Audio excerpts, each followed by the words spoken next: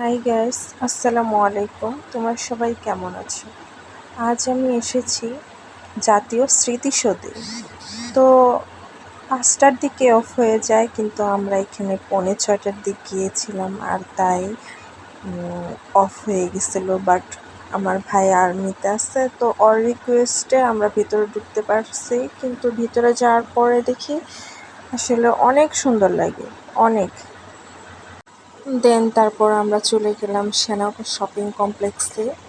তো সেইখানে আমরা দুপুরে ডিনার করতে গেছিলাম।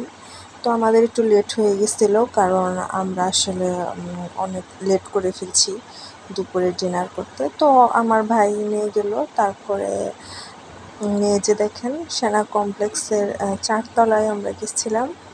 তো সেখানে আছে মোটামুটি ভালোই। তো আমরা উপরে 4 তলার ওয়াও রেস্টুরেন্টে গেলাম। তো সবাই খুব ক্লান্ত। এই বেবিটাকে আমার বড় বোনের ছোট ছেলে, অনেক কিউট। ও খুব ক্লান্ত হয়ে গেছে খাওয়ার জন্য। তো আমরা সবাই আলোচনা করছিলাম যে আমরা আসলে কী খাবো। তো আমরা সবাই মিলে বিরিয়ানি খেলাম। তো এটাই অর্ডার করা হলো। আমি আর কি দেখছিলাম যে কী অর্ডার করা যায়। আমি মেনুটা দেখছিলাম। মেনু দেখার পরে আমাদের অর্ডারটা চলে আসে। করলাম, বিরিয়ানি এসে গেছে। তারপরে সবাই খুব খাওয়া দাওয়া করলো।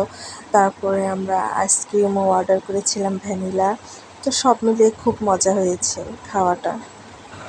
খাওয়া শেষে আমরা চলে আসি। আমাদের আসতে আসতে অনেক রাত হয়ে গেছিলো।